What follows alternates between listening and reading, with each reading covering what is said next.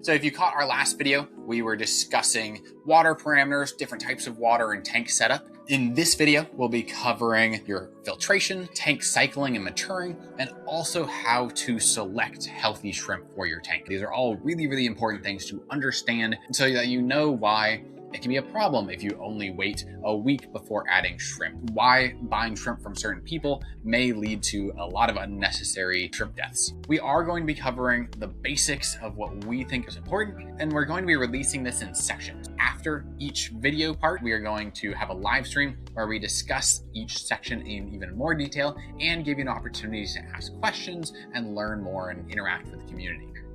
Let's get into it now. There are two different kinds of substrates here that you need to know about. The first is inert substrate. That's your gravel, your sand. These are materials that are not going to affect your water parameters in any way. They are purely for aesthetics and for adding a little bit more surface area to your tank. They come in a variety of colors and they're generally cheap compared to the next option that we're going to talk about, which is active substrates.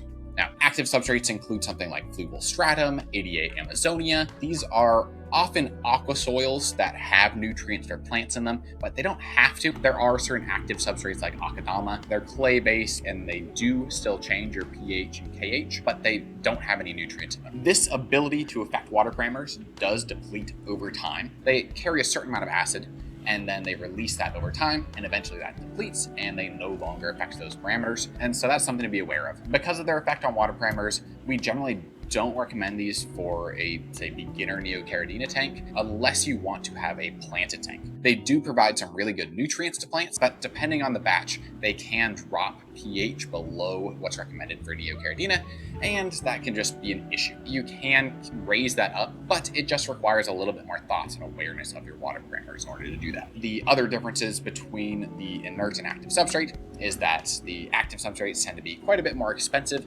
and they don't come in a variety of colors, so they're generally tan, brown, or black.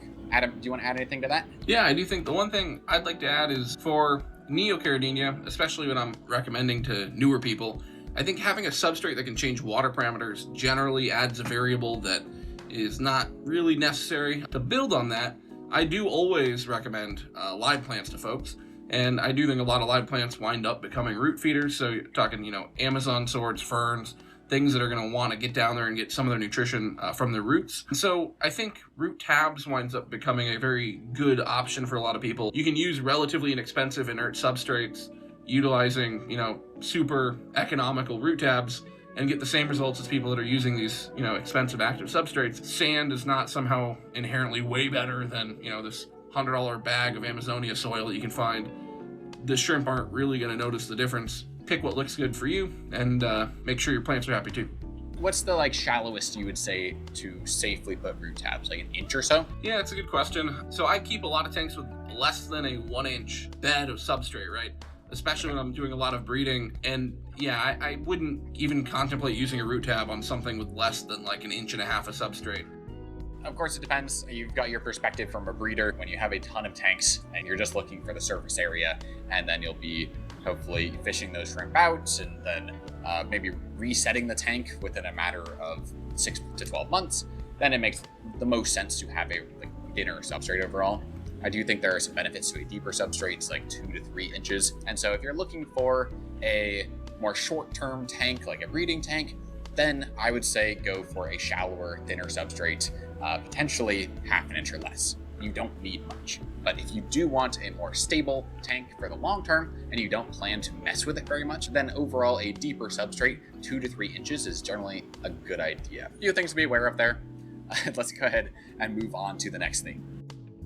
Wonderful. So filtration is obviously very critical here, as we're keeping live animals in a closed system in a glass box on our desk typically. So there's 3 main kinds of filtration. There's biological, mechanical, and chemical, where biological is the non-negotiable. So again, to remind you, the purpose of biological filtration is to reduce ammonia toxicity. We're going from ammonia to nitrite to nitrate, utilizing different colonies of bacteria to do so. Earlier we said biological is needed, but it's also probably already happening. If you have a cycle tank, and we'll talk momentarily about what that looks like, you probably already have a biological filter set up. And it's the tank itself. It's all the surface area and the water slowly touching all of the surface area inside of the tank. The question is if you would like to add more. If you need more biological capacity, then you can use something like a sponge filter or something with lots of surface area to act as a biological filtration. Additionally, mechanical filtration is not quite needed, at least in my opinion, but it does very good work at removing particulates from the water column. This can be helpful if you have very, very fine particulates that are not good to have in your water for the actual health of the shrimp. It's also helpful for the aesthetic of being able to look at a clean and clear glass fish tank. We like to see no particulates in our water typically when we're just looking at it. Lastly is chemical filtration. Chemical filtration is removing chemical contaminants. Specifically, this is like activated carbon or specialized media like Purigen. We're removing odors, dyes, medications, pesticides, and organics, but it cannot remove all of the different types of contaminants, just those of which that are non-polar and specifically organics. So this can be helpful. The only time I've generally recommended using chemical filtration to shrimp keepers is if they are trying to battle something specific in water. There's a big movement of filterless fish tanks and shrimp tanks where they don't even run any specific additional biological filters. And in these tanks, one of the issues they run into is that there's no flow. Typically, we'll see people add some way to move bubbles and move water. It also helps the dissolved oxygen in the water. You want to build on the flow conversation a little bit more? Yeah, I mean, I think you got it there pretty much. Just adding in that the more flow you have, the more biological filtration is happening because those nutrients are being pulled past the bacteria that can grab them out of the water and then convert them. Same with any debris like mechanical filtration. The more flow you have, the more those are going to be removed. But if you do have too much flow, shrimp can't swim against the current and then they all get stuck in your filter or get stuck on the pad, which isn't ideal either. Finding that right balance for your tank based on the amount of waste that's in it and the amount of food you're feeding is really important to a stable ecosystem. Wonderful. So the best shrimp filtration is a sponge filter. And you can see on the right here, as I'm kind of holding it up gloriously, the sponge filter is very, very simple. And so it mechanically is removing particulates out of the water, right? It's a sponge. It's using a venturi of air to move water behind it. A venturi effect is very commonly felt by humans if you're maybe standing on the side of a road and a bus drives by, and you'll see all the leaves kind of get sucked behind the bus. And so it's that effect where, other smaller particulates will get sucked behind something that's moving. And so as you blow air at the bottom of that intake tube of your sponge filter, the water wants to rush and follow the air up and out. And so that intake tube is going to move the air up and the water gets drawn in behind it. Sponges are commonly the best way to add a bunch of surface area to a fish tank. It does not kill baby shrimp, which is a must for us. If you're doing everything right, your shrimp will reproduce. And you want a filter that's not just going to endlessly suck them into an impeller pump and produce shrimp bits all over your tanks. That's bad. Every time I've helped somebody, I recommend them get a sponge filter. They're very simple. The only part on here is that you need an air pump to go with it, and they're super, super cheap. The other options here, of course, are a Matten filter, which is just a sponge filter in the shape of a wall. They have HOB filters, which are hang-on back filters, and you will need to add and kind of modify it to make it accepting for shrimp. That's with like a little sponge pre-filter on it. So you've effectively just created another type of sponge filter.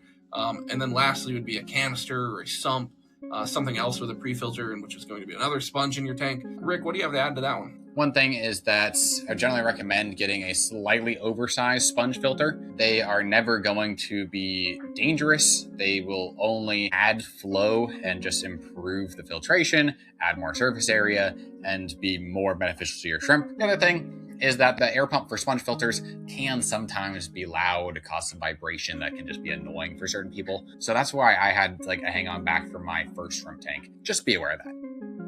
So for example here, on the left again is a sponge filter. In this configuration, you can see this is just a sponge filter with a big lead weight on the bottom wrapped in plastic. The other one kind of sticks to the glass using suction cups. There's no real reason to have a big debate on which is better. I tend to prefer the ones with lead weight. Gravity's never failed me where suction cups have, but either or are totally applicable and they both use the same mechanism. Yeah, I definitely have an issue with this tank. This is the first double sponge filter that I've put on, and every so often I just come in the morning, it's floating around on the surface instead of being on the wall where I want it to be. It's funny you said that. I thought we would disagree on that one. I'm glad you've experienced it. It's it was such a pain for me. I had 30-something tanks just in my bedroom after I got it all set up, and every day I'd come home from school and I'm just having to spend 30 minutes just trying to stick them on there. Yeah, maybe the brand matters a little bit in terms of how well it suctions on the wall, but definitely some issues there. One thing to note here, I do think it's important to understand that you can use what you have, right? So on my first tank, it's funny that you said that you had a hang-on back to start off with.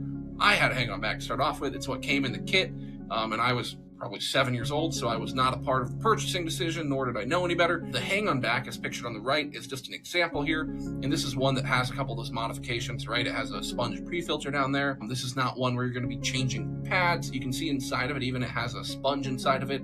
So it's just a different way to have water touch the sponge, and just very similar in that capacity.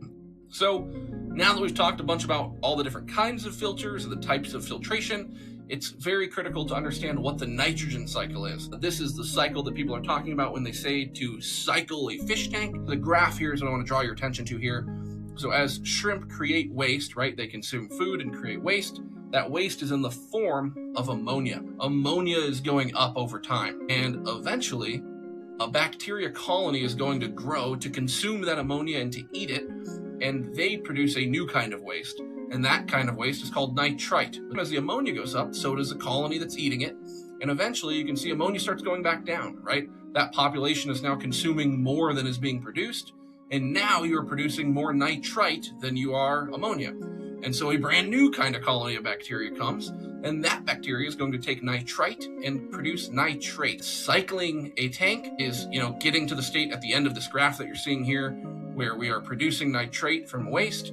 Cycling a tank should not be done with the shrimp in the tank. So although I gave the example of shrimp are producing the ammonia, when you go to cycle a new tank, you should not be using livestock in this case, because you have the potential for that ammonia to build up to a level higher than the threshold of the livestock.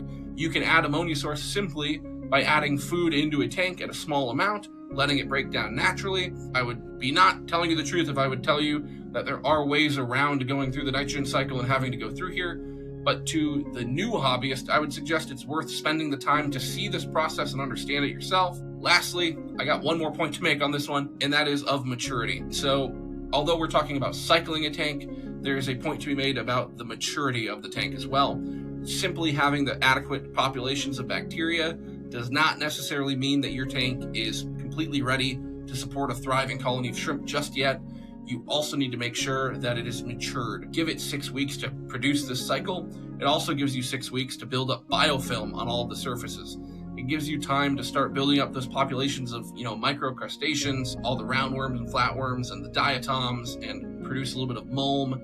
And that is those microalgae and diatoms and all of that sort of the bottom trophic level of microorganism. That is very, very helpful for shrimp. I would say go through the struggle of waiting a few weeks, because that maturity of your tank is more valuable than the cycle is, in my opinion. Rick, do you want to build off that a little bit? Yeah, I definitely have a couple things I want to add here. Please. One, disagree with the use of struggle. When you have the time frame of 6 to 8 weeks to just let the tank mature, it is actually a very interesting process, because you are starting to see, as you talked about, these various detritivores, these little microorganisms that are starting to live in your tank. And so you're going to see something crawling on your glass, and you get the opportunity to then ask a question like, what is that? What's it doing in my tank? Is this a rhabdocella worm or planaria? Is this something I need to be worrying about? We're going to help you understand how to identify those, but actually seeing those populations start to grow in your tank and live is a really, really cool thing to help you understand what's going on in your ecosystem and to enjoy. I do not think that time is boring or a struggle at all. You get to see all of the signs of a healthy ecosystem developing. That's all I'll say on that aspect. Why don't we go ahead and move on to the next slide here. So let's talk about how specifically to cycle a tank. This is sort of a step-by-step guide for you. So the step one here is to add some ammonia, right? I generally tell people to add a small amount per day.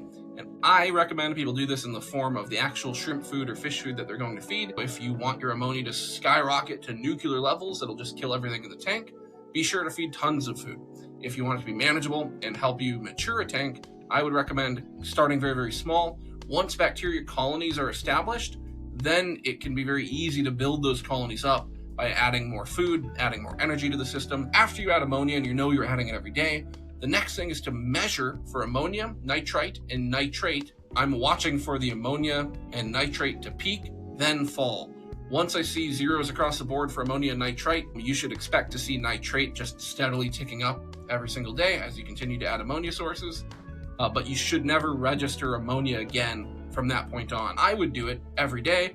Obviously, this could take 8 weeks and you might skip some days, and that's okay. But it's very, very cool to be able to graph it for yourself. If you are measuring it yourself every day, you can keep an eye on whether or not it's going according to plan. Let's say you get to week number 4 and you're not really seeing any nitrite yet, and your ammonia just keeps going up every day. Oh my God, I got 8 parts per million ammonia and no nitrite. It tells you something's wrong. So now you can go onto the forums or, get into the community and start understanding what can you do to fix that. The last comment here at the bottom is that cycled tanks are converting ammonia to nitrate at a rate proportional to waste creation, and mature tanks are a completely different definition, right? Mature tanks are actually making sure that there's healthy algae, healthy biofilms, mold, microorganisms, and you're actually creating an ecosystem. And so the difference in those two definitions is paramount. The one that matters much, much more is the maturity of the tank. Rick, you want to jump in on anything? I'd love to jump in on a couple things. Please. There are a couple studies that I've seen that actually have found microorganisms like copepods, ostracods, some detritus worms in shrimp guts. So while we do think of biofilm as being their main source of food, these are also supplemental foods that are helping to round out their diet. And so having good, stable populations after 6 to 8 weeks of letting the tank mature is really beneficial to your shrimp. Additionally, all of the bacteria that convert ammonia to nitrite and nitrate use part of your KH to do that conversion. So if you're putting a lot of food in, especially while cycling, then your KH can drop quite a bit throughout this time. And if it drops too low, then you can have pH swings and that can slow down your cycling. And so understanding that is really, really important here to also understand what issues you may run into on your cycle. All right, so this slide here, where you buy your shrimp matters. Obviously, we've talked a lot now about, understanding the water parameters, making sure that you have a big enough setup, making sure that you're creating all of the correct biological processes in your tank and it's mature. And you would hate to waste all of that effort simply by picking the wrong livestock. The bottom here is imported shrimp that are not quarantined. This is not recommended. If they get sold without any quarantine period, likely you're getting livestock that are carrying diseases. They do have parasites. I would avoid imported shrimp at all costs. Next are quarantine shrimp. The quarantine process is going to help you as the consumer make sure that you're a little bit more protected from some of the negative consequences of imported shrimp. The next rung up here is homebred with unknown parameters. These are people that they did breed them themselves, but they might not really have a way for you to replicate their parameters. They're breeding it in their tap water. What are the odds it's the same as your tap water? Having unknown parameters is just inherently another variable to tackle. So our most recommended source for you to buy your livestock at is somewhere with homebred and published parameters. Importantly, it would be wonderful if those parameters are auditable. And so if you have footage of them actually, checking their water parameters, and you can see that's exactly what they keep them at. Is it possible to still have disease? Is it possible to still have parasites? Sure, anything's possible, but your likelihood is so much lower. And so obviously as a seller, that is what I'm striving to be. I want to be homebred, auditable parameters. Obviously I'm not selling anything right now. I'm still in the process of setting up, all these tanks. But as a seller, that's what I should strive to. So I hope that kind of helps you quantify where you can go buy it without listing specific sources. It's important that you understand the vast majority of shrimp, probably 95% of the shrimp on the market, are imported. I was just thinking about a couple things here. The only thing that I would maybe argue a little bit is how important it is to match the parameters, especially when you know that they're healthy. If you are getting your shrimp from a known, good home breeder, even if your parameters are kind of off from that person, as long as you know that your water is healthy and that their water is healthy, Neocaridina can adjust pretty darn well. As long as your tank is stable, just make sure that you're acclimating them properly, which is what we'll be getting into shortly here. Additionally, recommended parameters is different than posted and breeder parameters. So there are plenty of people on Amazon who are saying what the recommended parameters are, but not saying what their specific parameters are. And as Adam said, that's because they don't know. They don't necessarily know what their importer kept them at. Let's go ahead here and move on to acclimation. Adam, take it away. Wonderful. So I've imported a bunch of shrimp. When you import shrimp, acclimation becomes a very pivotal key to success. I always advocate for drip acclimation for shrimp. The plop and drop method, so to speak, works fantastic for species like guppies. Absolutely not fantastic for invertebrates like shrimp. Even snails, I don't recommend plop and drop. So the drip acclimation process is very, very simple. I like the guide here on the right, straight from your book. Here is sort of just a airline, or you can get a kit that does this, where you're going to bleed and literally drip water into a big container that shrimp are in. The important part here is that you're metering how much water you're dripping in to hopefully transition them from whatever parameters are in the bag that they got delivered in to the tank parameters that you're keeping them in. The thing that I'm always trying to keep in mind is the rate of change matters more than the total amount of change. In this example, where you might have very different water than the water they came from, the way that you bridge the gap is to transition them slowly, right? Don't go from 8 pH down to 6 pH. That's a 100-fold difference. So drip acclimation is how you bridge that gap. Yeah, Rick, do you have more to add on this one? Yeah, so just thinking that even if your parameters read the same, if the seller is using a different kind of remineralizer that may have different mineral ratios, all of that plays an important role here. No water is going to be exactly the same, and that's where just doing a slower acclimation is almost always safer and better. The only time that I wouldn't recommend drip acclimation is if your shrimp had a really, really long shipping period, like if they got briefly lost in the mail or something for more than a week, then you could have a ton of ammonia buildup in the bag. What happens then is that there's a bunch of CO2 also building up from the shrimp, and that's creating an acidic condition. But as soon as you open the bag up, you get oxygen rushing in, the CO2 goes out, the pH starts to rise, and with it, ammonia toxicity starts to rise. And in that very specific situation, it can be better to just get the shrimp into new water sooner and just use the plop and drop method rather than letting them sit in that maybe high ammonia water. Again, understanding the why and how things are working is really, really important, because there are certain scenarios where it is the correct choice to break those rules. In normal situations, though, I would always recommend drip acclimation. Yeah, absolutely. Actually, that's a perfect segue to the next slide. So really, when we talk drip acclimation in here, just to read through these, prep your drip acclimation setup way before you open the bag, right? Once you decide it's time, use the ammonia neutralizer as soon as you open the bag. Using something like this Fritz ACCR or Complete, either of those are pretty good at removing the actual ammonia toxicity. Then I do my drip acclimation. Generally, I take about 2 hours to do it. And the last thing was floating the bags at the end to normalize the temperature. In your drip acclimation setup, temperature shock and ammonia shock are two of the biggest issues that you'll run into during acclimation. Okay, so that's all we're covering for this video. The next video, we are going to discuss signs of healthy shrimp, what to expect in their activity level, what is normal shrimp behavior, so that you can identify and make sure that they're not feeling stress in your tank. Aside from that, we'll also cover tank mates for your shrimp, along with general maintenance routines and recommendations going forward. As with this previous video, we'll be doing a live stream discussing more of the detailed aspects of it. I know you may think that we've gone into detail here, but there's a lot more interesting stuff to talk about. That will be at the date and time on the screen here. We'll hope to see you then. Until then, thanks for watching and happy shrimping.